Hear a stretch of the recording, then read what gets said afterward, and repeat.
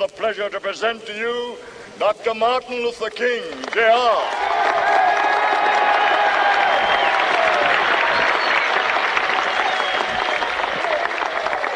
I am happy to join with you today in what will go down in history as the greatest demonstration for freedom in the history of our nation.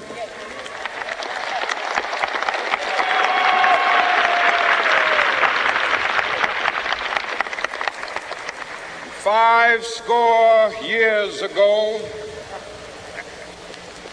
a great American in whose symbolic shadow we stand today signed the Emancipation Proclamation.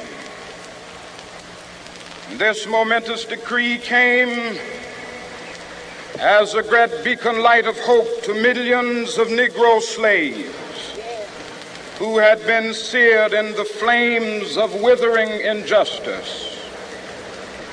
It came as a joyous daybreak to end the long night of their captivity. But 100 years later, the Negro still is not free. 100 years later, the life of the Negro is still sadly crippled by the manacles of segregation and the chains of discrimination. 100 years later, the Negro lives on a lonely island of poverty.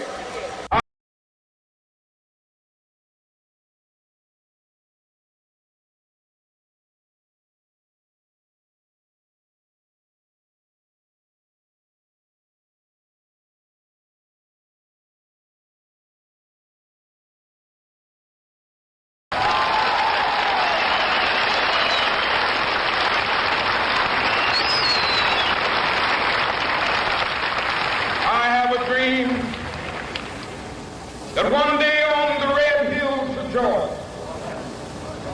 sons of former slaves and the sons of former slave owners will be able to sit down together at the table of brotherhood. I have a dream that one day, even the state of Mississippi, a state sweltering with the heat of injustice, sweltering with the heat of oppression, will be transformed into an oasis of freedom and justice. I have a dream that my 4 little children will one day live in a nation where they will not be judged by the color of their skin, but by the content of their character. I have a dream today.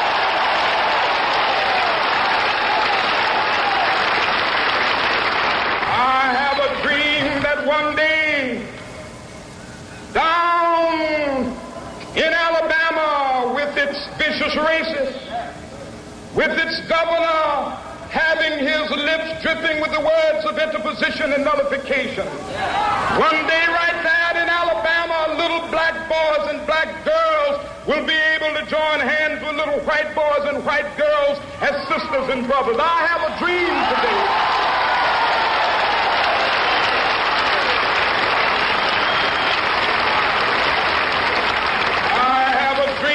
One day every valley shall be exalted, and every hill and mountain shall be made low. The rough places will be made plain, and the crooked places will be made straight. And the glory of the Lord shall be revealed, and all flesh shall see it together. This is our hope. This is the faith that I go back to the South with. With this faith, we will be able to hew out of the mountain of despair a stone of hope. With this faith, we will be able to transform the jangling discords of our nation into a beautiful symphony of brotherhood. With this faith, we will be able to work together, to pray together, to struggle together, to go to jail together, to stand up for freedom together, knowing that we will be free one day. This will be the day when all of God to sing with new meaning, my country, tears of thee. Sweet land of liberty, of thee I sing. Land where my fathers died, land of the pilgrim's pride. From every mountainside, let freedom ring. And if America is to be a great nation, this must become true. And so let freedom ring. From the prodigious hilltops of New Hampshire, let freedom ring.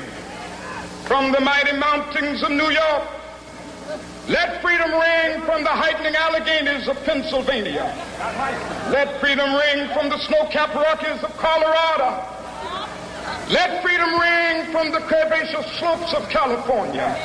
But not only that, let freedom ring from Stone Mountain of Georgia. Let freedom ring from Lookout Mountain of Tennessee. Let freedom ring from every hill and molehill of Mississippi, from every mountainside. Let freedom ring, and when it happens, when we allow freedom ring, when we let it ring from every village and every hamlet, from every state and every city, we will be able to speed up that day when all of God's children, black men and white men, Jews and Gentiles, Protestants and Catholics, will be able to join hands and sing in the words of the old Negro spiritual, free at last, thank God